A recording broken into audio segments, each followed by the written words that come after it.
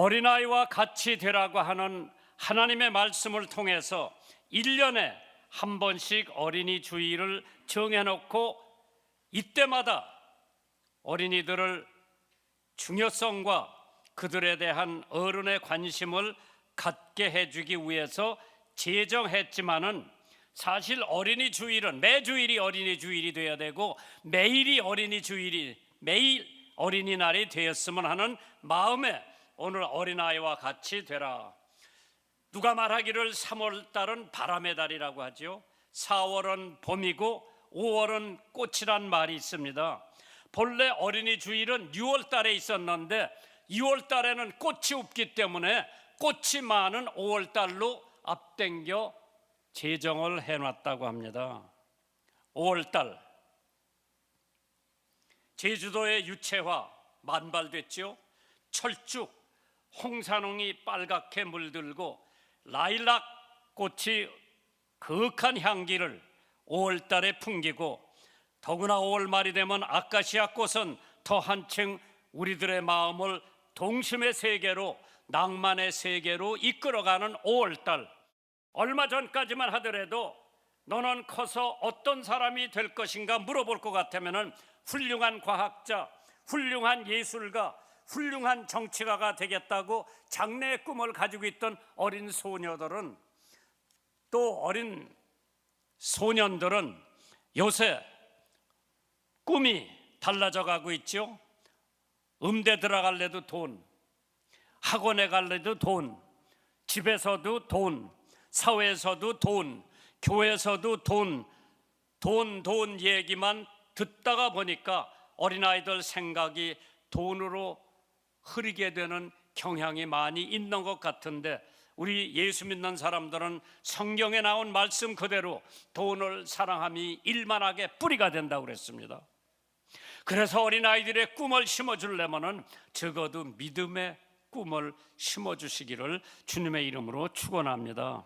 어린이 교육이나 자녀 교육에 있어서 7가지 주의할 점이 있다고 해요. 첫째, 부모의 화풀이로 때려서는 안 된다. 둘째, 어린 자녀가 있을 경우에 공평하게 대하라고 그랬어요. 셋째, 징계받는 이유를 알려주라고 그랬죠. 넷째, 부모가 공동으로 책임을 짓고 의논해서 벌을 주라고 했습니다. 다섯 번째, 매를 들을 때 욕구 불만을 털어놓지 말고 기도하는 마음으로 하라고 그랬어요.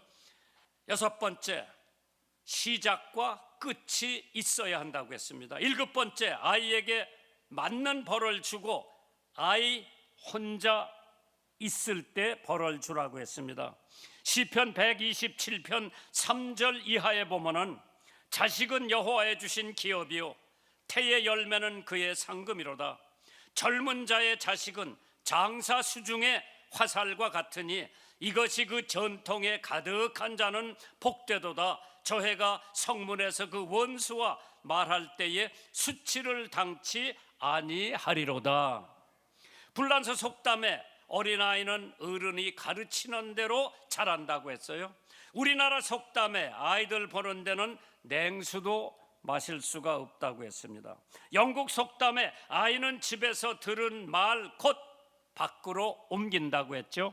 오늘 본문에 있는 말씀을 보시면 어린아이들과 같이 되지 아니하면 결단코 천국에 들어가지 못한다고 주님께서 제자들에게 말씀을 하셨습니다. 그것을 생각하면서 우리가 말씀을 통해 은혜 받는 귀한 시간 되기를 주님의 이름으로 축원합니다. 첫째 대지가 어린아이와 같이 자기를 낮추는 자가 되라고 성경은 가르쳐주고 있습니다. 마태복음 18장 4절입니다. 그러므로 누구든지 이 어린아이와 같이 자기를 낮추는 그이가 천국에서 큰 자라고 했습니다. 겸손의 교훈입니다. 어린아이의 겸손은 순진합니다. 어른들은 없어도 있는 채, 몰라도 아는 채, 어른들은 굶어도 이를 쑤시면서 체면을 가지고 있습니다. 그러나 어린아이들은 있는 그대로.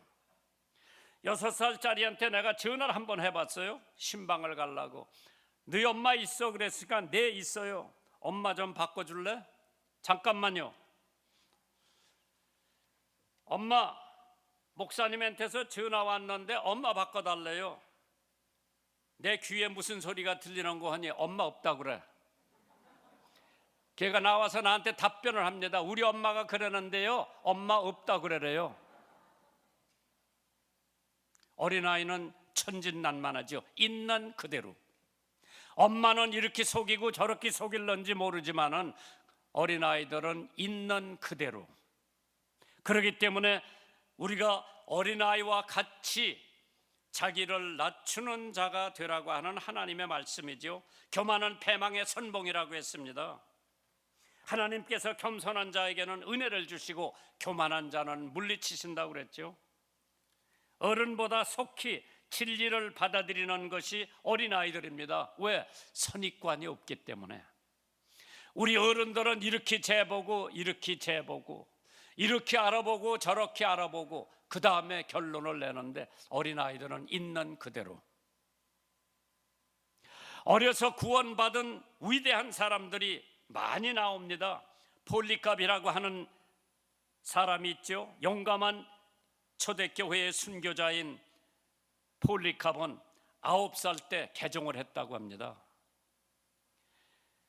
미국의 성직자 중에 가장 뛰어난 지성인이 있다면 자나튼 에드워드라고 그랬죠. 그 사람은 7살 때 구원을 받았다고 합니다. 젠셀도프라고 하는 사람은 모르비안의 지도자인데 4살 때 구원을 받았다고 합니다. 매튜 헨리라고 하는 위대한 주석가 4살 때 구원을 받았다고 합니다. 찰스 스퍼전 영국의 대설교가 12살 때 구원을 받았다고 합니다.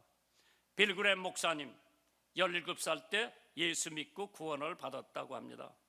MR 디한이라고 하는 의사 박사님이 Our Daily Bread, 우리 송영필 목사님이 극동방송에서 오래 했는데 라디오 바이블 클래스 창립자입니다.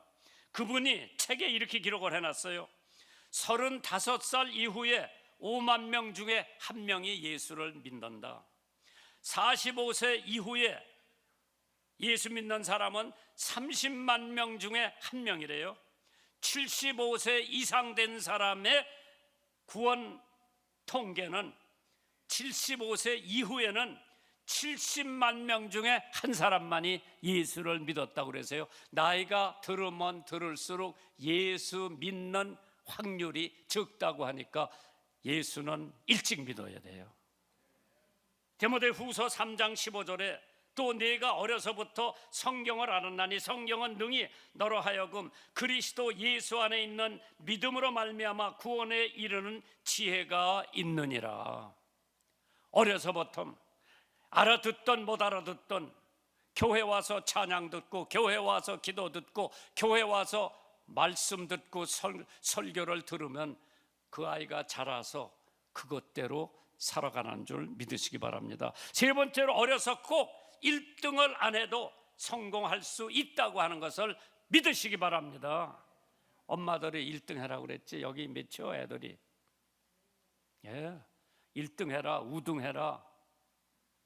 공부 잘해야 1등을 해야 우등을 해야 성공한다고 하는 잘못된 생각 버리세요. 물론 1등 하면 좋지요. 그러나 1등이 전부가 아니라고 하는 것을 어린아이들한테 꼭 가르쳐 주시고 1등을 못했다고 좌절시키지 말고 용기를 불어넣어주시는 부모가 되기를 주님의 이름으로 축원합니다. 서 아이색 뉴턴이라고 하는 사람은 자기 반에서 꼴찌에서 둘째를 했대요. 기하 과목은 완전히 낙제 점수를 받았답니다. 뉴턴 위대한 사람이에요. 미국의 시인이며 정치가인 제임스 로월이라고 하는 사람은 하버드 대학에서 퇴학을 당했어요. 공부 못해서. 제임스 와트라고 하는 사람은 학교에서 조롱의 대상이 되었습니다. 어린 자녀가 성공하려면 격려와 기도와 사랑이 필요하다고 했습니다. 나이지리아 노예 시장에서 한 소년이 담배 잎 한 푸대하고 교환이 됐습니다. 그의 부모도 모두 노예라. 아버지는 이 집으로, 엄마는 저 집으로, 누나는 옆에 집으로 다 뿔뿔이 해졌습니다. 그런데 미국으로 가던 중 불법 노예 상선이기 때문에 영국 군함에 의해 납포가 되었습니다. 군함의 군목은 수백 명의 노예 속에 청명하게 보이는 소년을 발견하게 됩니다. 그리고 그 소년을 양자로 삼고 교육과 철저한 신앙훈련을 시켰습니다. 30년 후에 그 소년이 나이제리아 교회 최초의 감독으로 취임을 합니다. 취임하는 감독은 세계적인 성서학자이며 민족의 지도자가 되었습니다. 그의 이름 세뮤 크로웨더라고 하는 목사였지요. 그런데 이 사람이 바로 30년 전에 노예선에서 군목에게 양자로 선택을 받았던 사람입니다. 어떠한 어려움의 처지에 있다 하더라도 기회만 주어진다고 할 것 같으면, 올바른 기회, 올바른 목적만 주어진다고 할 것 같으면 그 어린아이도 성공할 수 있는 기회가 있는 줄 믿습니다. 그래서 마태복음 18장 2절 이하에 보면 예수께서 한 어린아이를 불러 저의 가운데 세우시고 가라사대 진실로 너에게 이르노니 너희가 돌이켜 어린아이들과 같이 되지 아니하면 결단코 천국에 들어가지 못하리라. 예수님께서는 어린이 같이 되지 않으면 천국에 못 들어간다고 그랬는데 또 큰 자가 될 수 없다고 분명히 말씀을 했습니다. 당시 하찮은 존재에 불과한 어린이에게 대한 인식을 예수님께서 새롭게 가르쳐 주시는 장면입니다. 두 번째로 어린아이를 영접하라고 했습니다. 마태복음 18장 5절에 또 누구든지 내 이름으로 이런 어린아이 하나를 영접하면은 곧 나를 영접함이니라. 어린아이는 그대로 받아들이라는 뜻이죠. 한국 교회에서 어린아이들은 아이의 계수에 들어가지 않아요. 왜 어린아이를 계수에 들어가지 않는지 모르겠어요. 우리 교회에서는 어린아이까지 다 집어넣으라고 그랬어요. 교회 통계 낼 때 어린아이들까지 집어넣으라.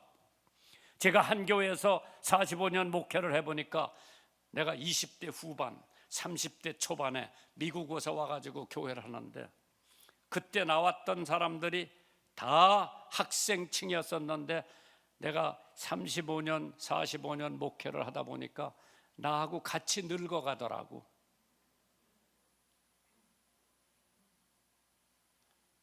이게 자꾸 교환이 돼야 돼요. 새물로 교환이 돼야 웅덩이에 있는 물이 썩지를 않지요. 독일에 요한 트리보니스라고 하는 까르멘 수도원의 원장이 있었습니다. 그는 맨발 수도사로 알려져 있는 사람이죠. 그런데 그는 어린이들을 가르칠 때 늘 모자를 벗고 가르쳤답니다. 사람들은 이상하게 생각해서 원장님, 왜 어린이들 가르칠 때는 꼭 모자를 벗고 가르칩니까? 그런 질문을 받은 원장님은 지금은 어린아이들이지만은 언젠가는 이 아이들 중에 대통령이나 국무총리도 나오고 장관도 나오고 학자도 나오고 교사도 나오고 종교 지도자로 나올 것 같으니까 내가 공경한다는 의미에서 내가 모자를 벗고 이 어린아이들을 가르친다고 대답을 합니다. 그런데 이러한 그의 생각은 허사가 아니었습니다. 그의 제자 중에 종교개혁자 마틴 루터가 배운 사람입니다. 미국에서 교회를 가던 선생님이 길가에서 빈둥빈둥 노는 4명의 소년들을 보고 그냥 지나가지 않고 그 아이들을 초청해서 주일학교에 그 네 아이들만 가르쳐 놓고 가두어 놓고 가르쳤어요. 수년이 지났습니다. 그 4명의 소년들은 장성해서 각각 헤어져 수십 년이 지났습니다. 그런데 주일학교를 가르친 그 선생님의 생일이 되었을 때 그에게 과거 자기에게 배웠던 4명의 제자들이 주일학교 선생님 생일 축하 편지를 보냈는데 한 통은 중국에서 왔어요. 중국의 선교사로 일하고 있는 제자가 보낸 축하 편지였습니다. 다른 한 통은 연방정부의 은행 총재로부터 왔고, 세 번째 편지는 당시 대통령의 비서관이 보낸 거고, 마지막 네 번째 제자한테서 온 편지는 미국의 31대 대통령 허버트 후버가 직접 보낸 생일 축하 편지였다고 합니다. 어린아이가 작다고 함부로 대하고 무시하면 안 되는 것처럼 어린아이는 차세대의 교회를 지킬 교사, 집사, 권사, 장로, 목사, 선교사, 정치가, 지도자가 될 귀한 일꾼들입니다. 어린아이를 위해 기도하며 축복해 주시기를 주님의 이름으로 부탁드리죠. 두 번째로 예수님도 어린아이를 영접하셨다고 했습니다. 마태복음 19장 13절에 보니까 때에 사람들이 예수의 안수하고 기도하심을 바라고 어린아이들을 데리고 오매 제자들이 꾸짖거늘 예수께서 가라사대 어린아이들을 용납하고 내게 오는 것을 금하지 말라. 천국이 이런 자의 것이니라 하시고 저의 위에 안수하시고 거기서 떠나셨다고 그랬죠.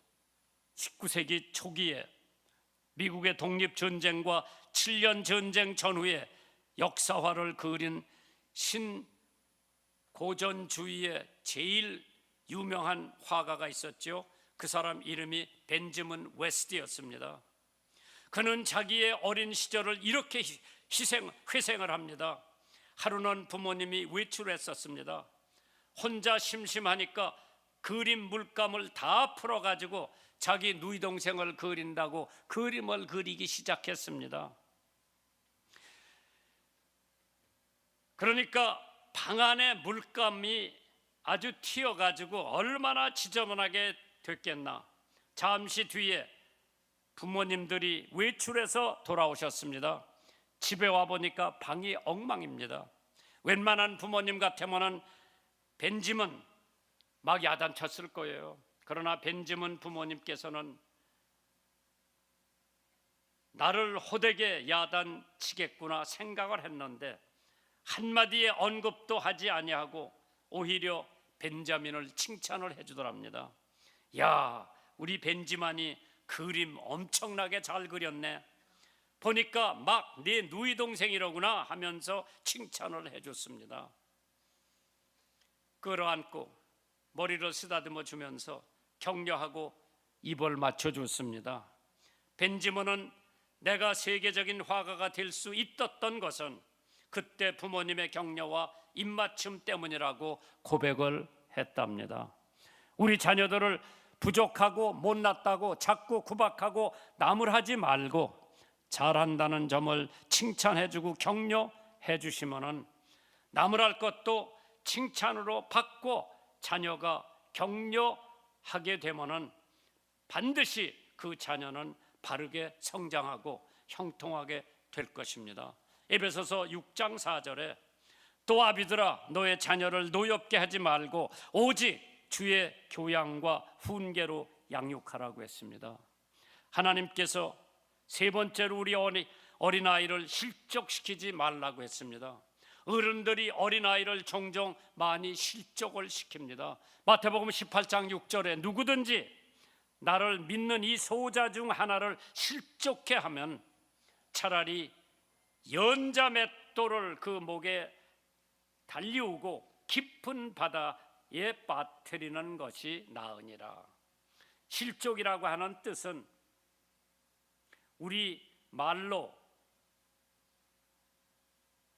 실족이라고 번역됐는데 스탬블, 신 그것을 우리나라 말로 실족으로 번역을 해놨는데 즉 넘어지게 하거나 죄를 짓게 하지 말라는 뜻인데 영어관에 미성년자 출입 금지라는 표시가 있고 술집이나 유흥업소를 만들어 놓고 미성년자 출입 금지라는 것은 모순이나 너무 많이 닮았죠. 죄라는 것이 무엇인가? 사람들은 죄를 우연한 사고라고 해요. 하나님은 죄를 증오라고 했습니다. 사람들은 죄를 커다란 실수라고 합니다. 하나님은 죄를 무지라고 하셨습니다. 사람들은 죄를 결함이라고 합니다. 하나님은 죄를 병이라고 그랬습니다. 사람들은 죄를 기회라고 합니다. 하나님은 죄를 선택이라고 했습니다. 사람들은 죄를 황홀한 것이라고 했습니다. 하나님은 죄를 불행이라고 했습니다. 사람들은 죄를 나쁜 버릇이라고 합니다. 하나님은 죄를 부정한 것들이라고 했죠. 하나님은 죄를 부패라고 했는데 사람들은 죄를 사치라고 했습니다. 사람들은 죄를 자유라고 합니다. 그러나 하나님은 죄를 무법이라고 했습니다. 사람들은 죄를 하찮은 것이라고 합니다. 하나님은 죄를 비극이라고 했습니다. 사람들은 죄를 실책이라고 했습니다. 하나님은 죄를 미친 짓이라고 했습니다. 사람들은 죄를 우유부단이라고 합니다. 하나님은 죄를 왜고집이라고 했습니다. 요한계시록 18장 5절에 그 죄는 하늘에 사무쳤으며 하나님은 그의 불의한 일을 기억한다고 했습니다. 잠언 22장 6절에 마땅히 행할 길을 아이에게 가르치라. 그리하면 늙어도 그것을 떠나지 아니하리라. 더글러스 맥가더 장군이 오성 장군이에요. 일본 천황이 무릎을 꿇고 2차 대전 항복한 장면이 미국 군함에서 있었던 것을 여러분 봤을 거예요. 맥가더 장군은 자기 아들을 위해서 이렇게 기도를 했답니다. 제 아들이 이런 사람이 되게 하소서. 약할 때 자신을 분별할 수 있는 힘과 두려울 때 자신을 잃지 않는 용기를 주시고 정직한 패배에 부끄러워하지 않고 당당하며 승리에 겸손하고 온유할 수 있는 사람이 되게 하소서. 그를 요행과 안락의 길로 인도하지 마시고 곤란과 고통의 길에서 항거할 줄 알게 하시고 폭풍우 속에서도 일어설 줄 알며 패한 자를 불쌍히 여길 줄 알게 하소서. 그의 마음은 깨끗이 하고 높은 이상을 갖게 하시어 남을 다스리기 전에 자신을 먼저 다스리게 하시고 내일을 내다보는 동시에 과거를 잊지 않게 하소서. 또한 생활의 여유를 갖게 하시어 인생을 엄숙히 살아가면서도 삶을 즐길 줄 아는 마음과 교만하지 않는 겸손한 마음을 갖게 하소서. 그리고 참으로 위대한 것은 소박한 데 있다는 것과 참된 힘은 너그러움에 있다는 것을 알게 하소서. 그리하여 그의 애비된 저도 헛된 인생을 살지 않았노라 하고 나적히 속삭이게 하옵소서. 아멘. 오늘 부모로서 맥가더 장군 같이 아들을 위해서 기도할 수 있는 부모님들이 되시기를 주님의 이름으로